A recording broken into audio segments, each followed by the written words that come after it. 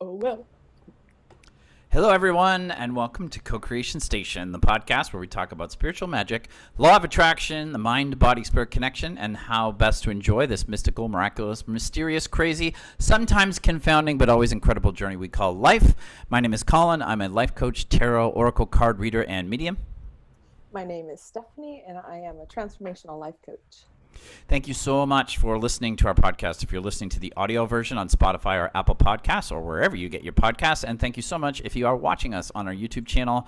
If you're listening to the podcast and you could subscribe to us and give us a review, we would really appreciate it. If you are watching us on YouTube, if you could like this episode video and subscribe to our channel, it helps us a lot, and we would be very, very, very, very grateful to you. This is episode 20 of season 1. Already, you're showing off with the. We just talked about this. I'm not doing anything, dude. I'm not doing anything. All right. Each week we talk about a different topic, but before we get to that, we want to talk about the contest, which we still have not received any entries for. You can send an email to Co-Creation Station, which is all together, no hyphens, no periods, no spaces, 1111. So Co-Creation Station with 4 1s on the end of it, at gmail.com. Send us an email and tell us a funny story from your life. When we get 3. Right? A year from now, when we have a total of 3. We're going to visualize attracting and allowing in. So we'll just be like, oh my God. I do one hand and you've got to do the. Anyway. So. That's a great one, Collin. Hold it for 2 seconds. Anyway, send us your funniest story that made you laugh, and we're going to pick probably the first 3 that we get and read them on the podcast, and then we're going to pick a winner. The person who wrote us the email and won is going to get to join us in friend time on Zoom before we start recording on Sunday, and will be on the first part of that week's episode. So actually, whoever sends us the first email. No, we're waiting for 3. We're not gonna get into a deprivation mindset, Stephanie. We're gonna think abundance. We're gonna applaud the first person who sends us the first email that we received for the contest.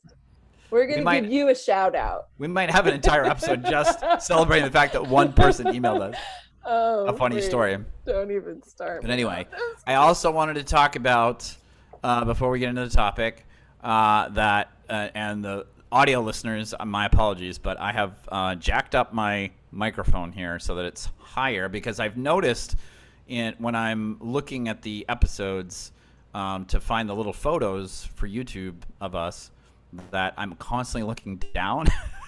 I don't know. I think you always look awesome. I think it's because of my microphone. I keep looking down at the microphone. So I've jacked the microphone up, but now it's like ridiculously large in the frame. It's like my shot is all about the microphone. You can play with it. But also, we've been talking about, now if you watch us on YouTube, and again, my apologies to the listeners, but each week what I do is I go through the video and I find like what I think is the coolest, happiest shot of Stephanie as a still frame, and then the coolest, happiest shot of me as a still frame, and I put them on the little thumbnail graphic that you'll see on YouTube. And I started doing this, I don't know, like 5-6 episodes ago. I don't remember. Thank you very much. But anyway, what I was telling Stephanie in friend time today was that when I'm looking for those photos, she is doing interesting stuff visually, like throughout the entire episode, every episode. So I just go 2 minutes into the episode and I have all kinds of different interesting poses and laughter and applauding and fist pumping and all this other stuff.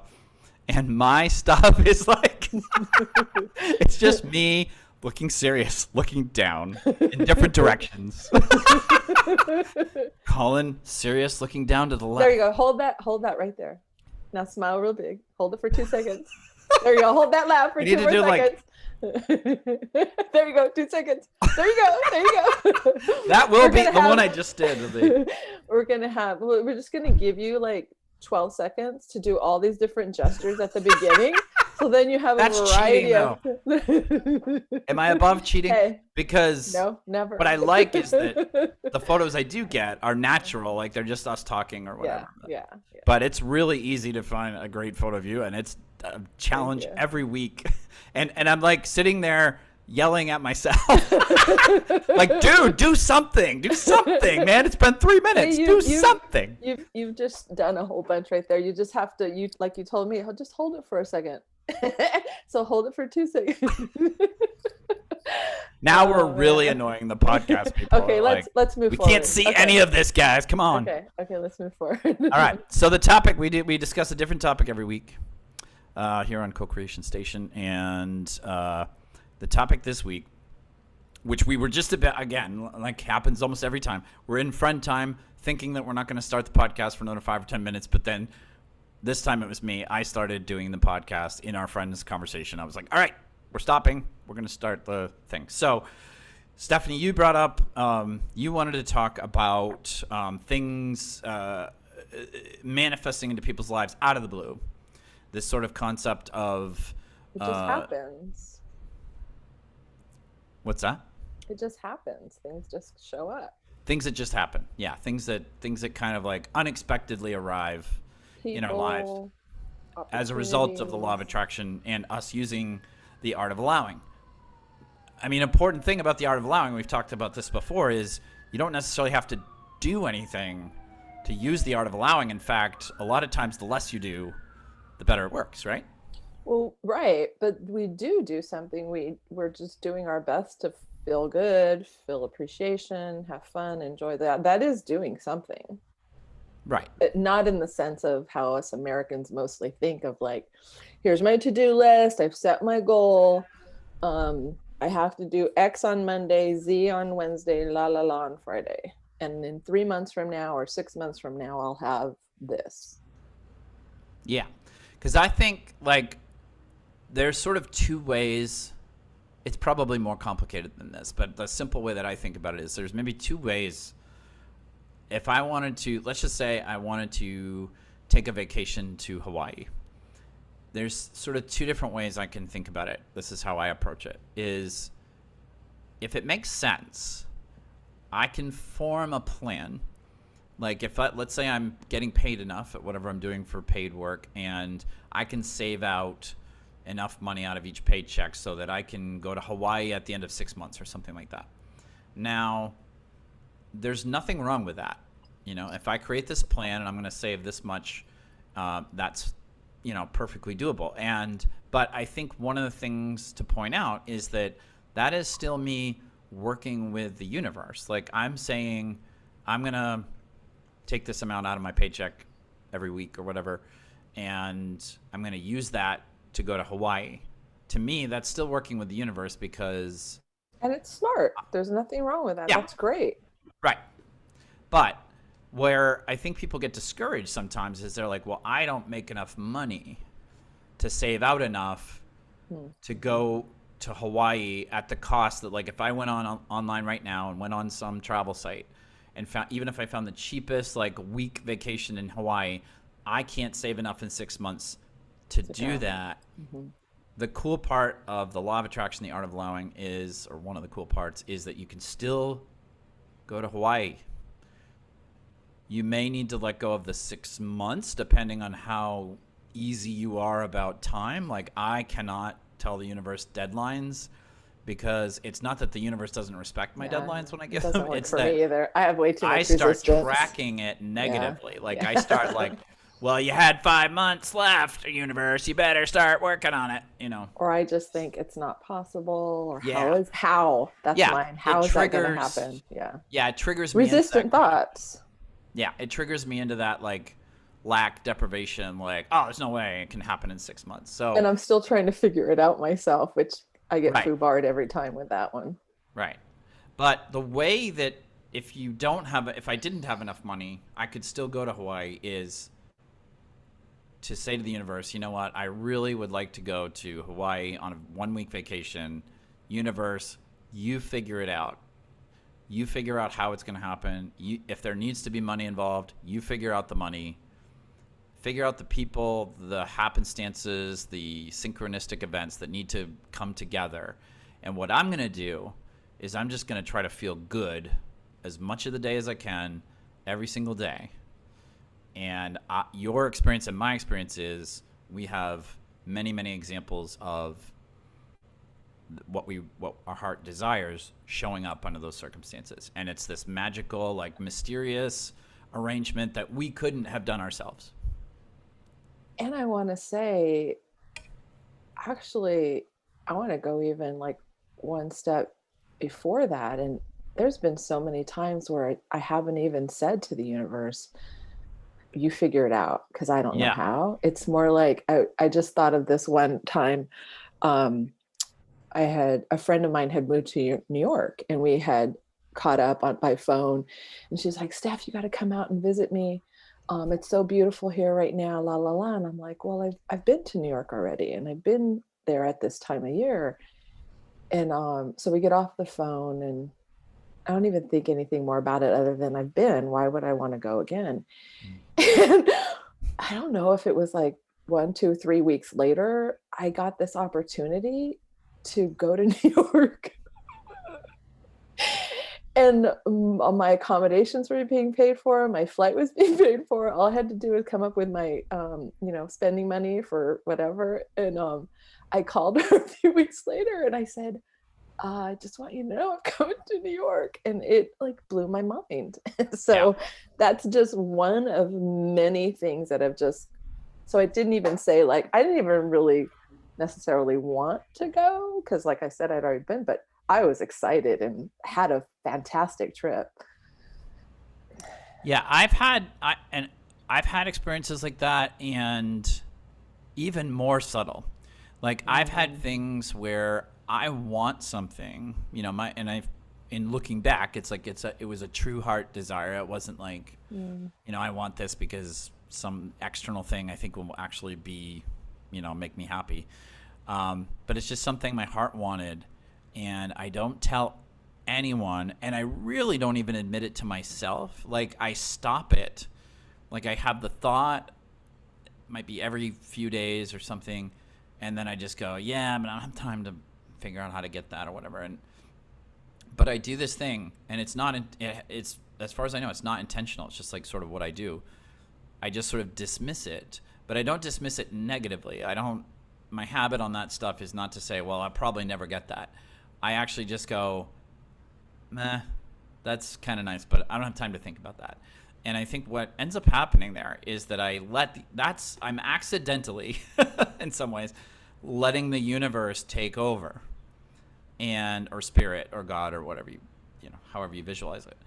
And the things that I do that with, which is almost always, I feel like it's mostly an accident. Like I'm not spending enough conscious time in my mind on it to say, here on the podcast, like, oh yes, well I definitely wanted that, and I wrote it down, and I told people. Like it's really this thing that just like pops into my head, and like, oh man, I really wish I could blah blah blah, and I go, yeah, but I don't have time to worry about that right now. And those are the things that show up the fastest and the most like unexpected way. And it's almost to the extent where I'm worried that I won't like capture that happened, because I didn't really admit it even to myself. I didn't tell anyone else. I didn't write it down. You mean once it happens? Yeah. You don't acknowledge that it happened that way? Yeah, I try to make sure like that I tell somebody when something like that happens, because I want to remember like, yeah. It's not that. That's what I wanted to talk about today, because I think that happens for all of us, and yet we do the opposite. Yeah. And it's like, no, I believe, especially from the teachings of Abraham over these years, that it's that way with everything. Like when we ask, it is given. And I'm really good at allowing certain things, and other things, I was telling my friend yesterday, other things it takes years, because I have so much resistance about it. I have so much doubt. I don't have as much belief.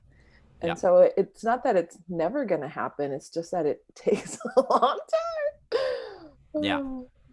Yeah. And I think, so on one level, when I first started thinking about this, you know, these things that I don't even admit to myself 100% that just arrive magically, kind of.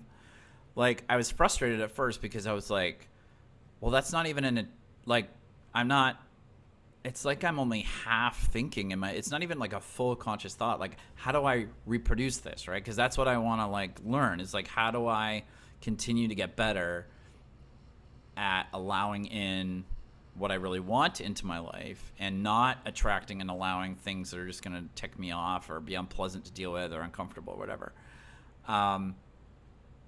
So I can't really totally reproduce that phenomenon exactly as it is. It just sort of happens. Like, I just sort of think to myself, I want something, and then I kind of But you do.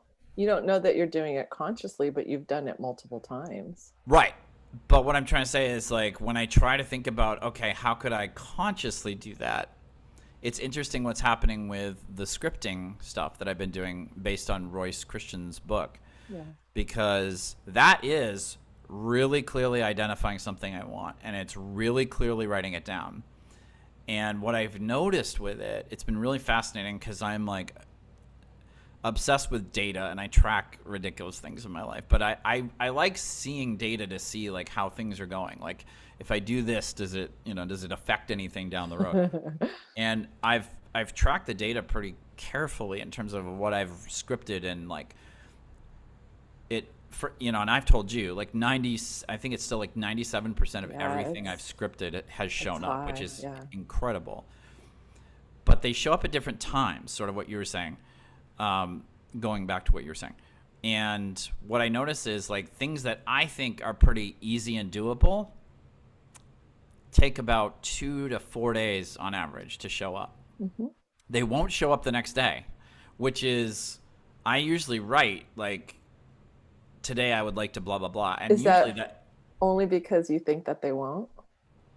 That's my thing about the deadline. Yeah. I mean, I think when I write down, I want this today, yeah, there's something about it where I get have more doubt than belief. Yeah. Yeah. Because I've actually had things manifest within hours. Yeah. And this particular thing was because my belief was so strong. Like, it was the tickets. I think we talked about it in one of the other episodes. It was the Zach Brown tickets. Your thing about winning concert tickets from radio, or anything, contests. Winning stuff from the radio. Like, but your radio. You need to talk about your radio contest thing, because it's ridiculous. Well, I think this goes back to what we're talking about. Is, you know, I think I was 10 years old when I won my very first thing on the radio. And I was KCBQ, a local radio station here in San Diego, and they did like 70s music. And I listened to a lot of music when I was a kid on the radio, and I kept hearing these adults, you know, go on the air, and they were winning these albums. And I was like thinking, and no adult told me I couldn't. This was just something I was doing on my own, and I saw the adults do it. So in my mind, I was like, I can do it too. And I got through. I did exactly what the adults did, and I won like 8-10 albums, whatever they were. And so that was my first experience, because no one told me I couldn't. I saw people doing it, and then I just duplicated what they did. Yeah. And so that was my first experience winning something, and it was probably, I don't know, maybe less than 10 years later where I really started doing it more, and then it just became a thing. And it's because I have more belief than doubt. And so you were talking about what's the difference, you know, the resistance. I have very little resistance, and so it happens. Yeah. So again, I'm all about the data. How many radio contests would you say you've won? And now for people listening, I guess we might have people outside the United States. It's very common here in the United States for commercial radio stations that play, you know, some sort of radio format, either pop music or oldies or whatever. They will have these contests where they say, we have this particular prize. It's typically related to what the station does, but sometimes it's, you know, so it's 2 concert tickets to some, you know, that are pretty expensive these days, you know, $100, $200 each. Or like you've also won money, individual passes to Disney land out here in multiple times. California.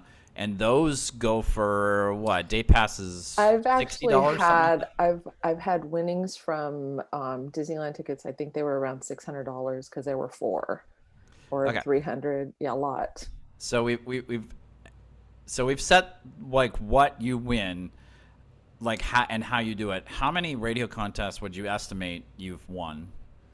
I never kept track. I worked with someone who I found out later on did the same thing, and he kept track of every win. You would have loved to Hmm. have talked to him. Al Novinsky. He's since has transitioned, I heard. I would say 100. Yeah. I was gonna say, since I've known you for 8 years. If somebody, I didn't keep track either, but which is strange. But I would say you've told me about at least 30 or 40. Oh, really? Okay, so then maybe 200. Yeah, It's it's a lot. ridiculous. It's It's like every yeah. time. I mean, and you like I've asked you about it, and you're like, well, there are times where I don't win, but it's like it's There's like been most there's people play radio contests in this country for years, and they win once or twice in years of trying, and you're literally doing it like 10 to 20 times a year. It's ridiculous. so here's the art of allowing, right? Yeah. Belief. Yes. Um, I always tell people if you don't try, you're not going to win. Right. So a lot of people say I never win. I'm like, well, do you try? And they're like, no. Like, well, That's another thing. Yeah. a lot of people say I don't try because they say I don't try because I'm not going to win. And I'm like, well, If I can pause just for a second on that, because I think this is really something that people are, it's one of these things in society that I have caught that it happens, and it's like pervasive. Like millions of people do it, and I don't think people know they're doing it, honestly. yeah. People all the time, in the United States at least, will talk about winning the lottery all the time. And they literally say things like, when I ask people, because I'm weird, I ask people, have you, do you play the lottery? Mhm. 90% of the time, at least, they say, oh, no, I never play. But they But talk about winning. they talk about how nice it would be to win, and something negative about how it's something. I mean, it varies person to Yeah. person, but it's some sort of story about how they could never win that much. And You you know, said it right there. It's the story, right? yeah. But I Yeah, don't think people but understand but that, like, they're playing the whole story like in 10 seconds, like as they're telling me, like, yeah. because it's like And in I the do United. that too with certain things. I Oh do yeah, me that too. too. Not everything, but there are certain things like the ones that I say take for years. Those are the ones I'm telling the stories about that are, yeah, but la la la la la. Yeah, but I mean, it is kind of, and yeah, and I'm not trying to be critical or judgmental of anyone, but I've just, like, again, I've worked in the corporate world a lot, and you just get into these chit chat conversations around the water cooler, or when you're walking by people's desks. And in the United States, periodically we have this thing where one of the big lotteries, either state or national, like somebody doesn't win for many weeks in a row, so the jackpot gets ridiculous. It's like Yeah, hundreds of millions of dollars. yeah, yeah. And usually in the offices that I've worked at, when that happens, it becomes a major topic Yeah.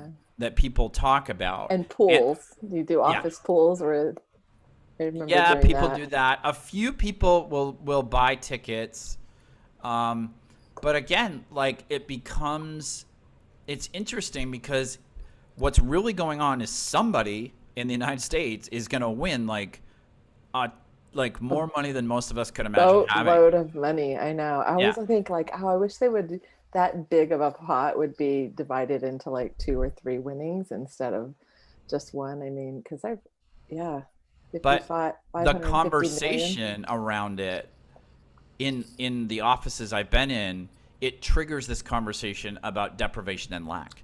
It triggers a conversation about, Yeah. man, it would be really nice if I won that. But what everybody's really focuses on, and again, I don't think they're doing it consciously or intentionally. No, and that's the thing. It's like we have these habits, Yeah. and I think that's what this whole work is about, and that's why, partly why we just created the podcast is so that we can talk about these things, Yeah. and and just kind of plant the seed of like what we do. We don't even realize we're doing it, and what we can do to shift that Yeah. and have a better experience in life and enjoy our lives more and have more abundance in any area that we want. Yeah, but it's interesting because I had lottery fantasies like most Americans, and I didn't realize until I caught it one day that it was really unhealthy for me, because I was doing the same thing in my mind. Basically, I was like fantasizing about having, $100 million and all the things. I was like spending it in my mind, but then I would land on the negative of like, well, of course I'm not going to win though, and I'm just back to my life where I don't have enough money. And so it would start out as this thing of abundance, but it would land on this thing of deprivation and lack. And I was like, oh, you know what? And I realized, like, I think a big part of why I've never won the lottery, despite playing, I haven't played that much, but I played a few times in my life, is that, however you want to think about it, my being or higher power source or the universe or whatever knows that I couldn't handle it yet, because I haven't raised my financial vibration to the level of being able to really handle and manage and spend wisely $100 million. And I had like this light bulb one day, because there was some multi-$100 million jackpot going around out here in California. And I was like, I'm the only person in this office that doesn't want to win it. And it's not because I don't believe in abundance. It's because I don't want to use a ridiculously large number to focus on how I don't have enough. Because even if I won, and this is what statistically happens with large lottery winners, we have this weird phenomenon going on in this country right now, because we've had these like really high tens of millions or hundred millions jackpots, which even after all the taxes and everything is a gigantic amount of money. And the people that win them, the average is something like no matter what the size of the jackpot, the average person that wins spends all of it within 5 years. And is left with nothing. And it's worse for them emotionally, because they experience being one of the most rich people in the United States, and then they go back to who they were, and it's just like this emotional like depth. And it's not that, I mean, I guess part of it is not knowing how to manage it technically, but I think vibration. It's the vibration. Like they just, if you have a $50,000 a year vibration, and you somehow allow in $100 million lottery jackpot, so then it goes back to, it's all vibrational. And so like kind of what we were saying about, goal oriented versus allowing, or we can have it all, and there's many different ways we can come about it, but that it's not just one way or the other. And this whole thing of allowing and how stuff can come. Every single one of us on this planet has experienced multiple times receiving something that we wanted, without trying hard, without thinking about it. It just happened because we were energetically in a state where we allowed it in, because of the fact that every time we ask, it is given. It's just a matter of whether we're in the receiving mode or we're in the non-receiving mode. And like you said, yours come about the fastest is like a day or 2 or 2 days or what have you. I've had things happen within hours. And some people, and I think really we probably have both had stuff happen like that fast. Oh yeah. No, I have. And they mentioned in The Secret, like it's when you have a delay, what you perceive to be a delay.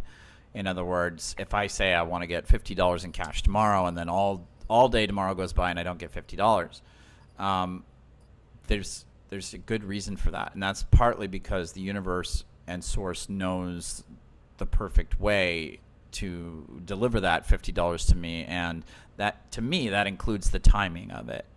It's about letting go and trusting, huh? Yeah, because I mean, the thing is, dynamic of it too. What I try to think, the visualization I always have of like, source, God, universe, whatever, however you think of it, that entity's job is just like, the biggest control room you've ever seen, with like literally a million, billion television screens watching everybody's life, watching all the rivers and oceans, all the animals, all the traffic, all the things that happen in our world on a moment-to-moment basis. And they have to look at all those screens to figure out what's the best way to get Collin that $50. And it happens that fast. Yeah. But if it doesn't, I can get cranky about it. Like, well, the law of attraction is supposed to, respond to my vibration, whatever. And then it takes like a little bit longer. Yeah. But it's not just, there's sort of two things going on. Again, yes, like my resistance, what you're picking up on is I have resistance because I said today. It takes a little longer. So that's my vibration is pushing the receiving out. But Right. the other thing is that I think is magical is it's really, if that happens, if it takes another day, it's also really important to a bunch of things I have no idea about, but things that are going on in the universe that I don't get that $50 today. Isn't it amazing? It's truly mind-blowing when I just can't even fathom all the components that are at play. And then when you were saying like a control room, I was thinking like this, think about when we're on the ground and I can just see like, 50 feet ahead of me or however meet, whatever. And then, but if I'm in a plane, the aerial view, like what a different experience, right? And all that I can see. And then even much higher, and the astronauts are in there orbiting around, they can see the whole earth. And that's how I think of spirit, is like spirit sees the whole thing, everything. Yeah. And aligns, like you were saying, and sees the bigger picture. And then we were talking the other day about, so if time doesn't exist now, the past, present, and future all exist at once. That kind of blew my mind. Well, it's not that, to me, I don't explain it as time doesn't exist. It's that we experience chronologically ordered time as humans in order to have the magical journey the way that the journey unfolds. But higher power, source, and spirit that's how I think of it, is looking at a big, like if you're playing Monopoly, like a big Monopoly board, and spirit can see that 3 moves from now you're going to be on New York Avenue. You feel like, well, I'm stuck on Baltic, what the heck's going on? But the universe knows, okay, when you get to New York Avenue, then that'll be the perfect time to give you the $50. So I'm just going to wait. It's totally coming. It's totally on its way. Don't worry about it. But I can like go around and be like, why isn't it here yet? Why isn't it here yet? And then I get to New York and it shows up and I'm like, oh. Or it doesn't, because I'm like, why? Yeah, it doesn't. Or Stephanie calls you and makes you laugh. And there's that moment where there's no resistance at all. There's like 5 minutes of allowing, and then it like sweeps in, and then you like get out of your car and there's a $50 bill on the floor and you're like, call me back. I'm Stephanie. Yeah, I think that it's it's and that's what I try to, like, one time a friend of mine, I get embarrassed when I catch myself critical of how the world is working right now, or how my life is working right now. Like, I get embarrassed when I think about it, because when I realize like all the things that had to happen for me to be existing and alive and healthy, and like doing this podcast with you in Los Angeles while you're in, San Diego. Like, one time I had a friend on the phone who called me and they were bummed out about something that happened. And I don't remember how I got to it, but basically I started saying, let's just take a look at all the things that have to happen for you to take this trip you're going to go on this weekend that you're really excited about. And I was like, it's infinite. Like, there's so many branches to it. Like, think about your car. Like, ages ago, decades ago, maybe a century ago, somebody had to found the car company that makes your car. Like, and that was probably extremely difficult and challenging. And they had to have a factory. They had to have one factory with like 100 people maybe to begin with, and then they had to grow over time with who knows how many employees, people in the factories building things, people, designers, all these things. So just the fact that your car exists, you think of all the people that had to be born, all their parents that had to be born, all their grandparents that had to be born. Yeah. You think about the gas in your car, you know, it comes out of, you know, it has to start out as petroleum oil, and it has to go through this, it has to get transported across an entire ocean. It has to get processed. There's people in the country where the oil well is. There's people working at the rig where they process it into gasoline. There's people who drive the trucks that deliver it to the gas station. There's a whole company that runs gas stations that has thousands of people across the United States.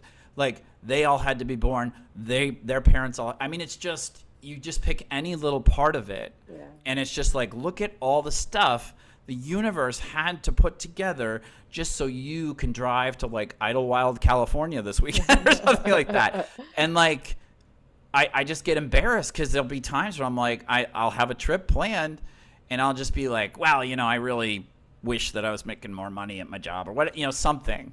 And it's just like, when I really get in touch with like how magical and amazing and infinite all the magic is, it's like, oh, it's so embarrassing that I got caught up in a little, you know, petty human moment of looking at one tiny little thing that isn't the way that my ego thinks it ought to be, and sort of trying to play God and say like another God to the actual God and being like, you know, I wish you'd done a little better on my paycheck. You know, it's just like, dude, are you serious? Are you serious? and that God saying, I've got your back. Yeah. It's coming. Yeah. Relax. Just switch the focus and just trust it's going to show up. Yeah. I'm going to blow your mind how it's going to appear. Yeah. And one last thing, I think I'm stealing this from Abraham. I'm not sure, but I think it's Abraham. But I've used this on my friends, and some of my friends are sick of me saying it, but I say it anyway. Because it's helpful for me. You think about the universe doing all that, but if you go even bigger, created the earth, created all the seas, created all the fish and animals, created all the people, you know, created the sun, the moon, the stars, solar systems, galaxies, you know, nebulas, black holes, you know, all these things. The force that creates everything did all that. And there are people walking around thinking that force cannot give them $50. It's really self-centered of us, of it's me, so to wild. think that, oh, like, I have to figure out how. Yeah. Like, that's not my job. And it's sometimes helpful. It's something learned that I have, that it's, I want to. It's all thinking. Yeah. It's all thinking and beliefs, yeah. Which, I mean, sometimes when, like in The Secret, when they say, well, it's just your thinking, I think an important point, though, is that when you've thought a thought a lot, if you've had a particular negative or deprivation thought a lot, like, and one really common one a lot of people have is like, well, things always work out for other people, but not for me. Yeah. Just very common. Like, that typically gets recorded in people's minds when they're young. So by the time they're an adult, if they're in their 30s or 40s or something like that, they're not like, that's thought. That neuro pathway is like the Grand Canyon, I think. It is. Like, and it's deep. quick, right? It's quick. I don't even realize those thoughts that don't serve me are happening. Yeah. We were talking about this the other day, or in one of our previous episodes. Like, I don't even realize some of the thoughts that aren't serving me because it's so automatic. Yeah. Yeah, and that's the thing. It's like, so beliefs do take a little bit more because you got trained into those beliefs, like by thinking that having someone around you say that a lot or something like that. And then, so now you have to kind of retrain your mind. But the brilliant thing about that, all the stuff that we've learned about the brain, all the research that's been done in the last 10 years shows us the brain is infinitely programmable. Oh yeah. Yeah. Infinitely programmable. Like you can repave and creating a new neural pathway. And that's what I hope that we're doing with our podcast for myself, you, and others who listen, is creating a new neural pathway of that better feeling thought, or what about this, or whatever it may be, something that's beneficial, a better feeling thought going to serve you and serve me and serve you and serve us Yeah. all. And given that we were hitting this is the 20th episode today, like I was thinking back on like all the different episodes we've done so far, which have all been so fun to do. But we've done a bunch of different topics. We had 3 different guests on. We've talked about health. We've talked about scripting. We've talked about oracle cards. We've talked about all your experience as a life coach. All these different things. But I think it all goes back to when I was looking at like, well, what is the through line that we talk about here? It's that these are all being healthy, scripting, like oracle cards. It's all just like getting you into a vibration where you feel good. So number one, you just enjoy your life more, because when you're feeling good, you just enjoy your life. Better. Yeah. But also that when I feel good, my vibration, which is what the universe is responding to, is higher, meaning I'm allowing more stuff in. And that's why even when I have a sort of only semi-conscious thought of like, oh, I really want that thing, but I'll think about that later. The universe, because I'm feeling good a lot of the time, the universe is able, there's a window open for the universe to bring that thing in. Yeah.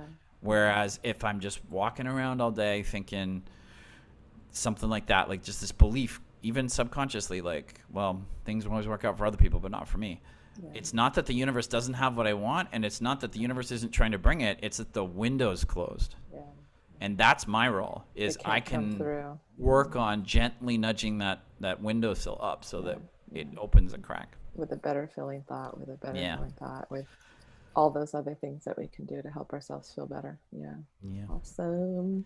Cool discussion. Thank you so much, everyone, for listening this week. Congratulations, my friend, on your 20th episode. Yes, congratulations to you too. Thank you.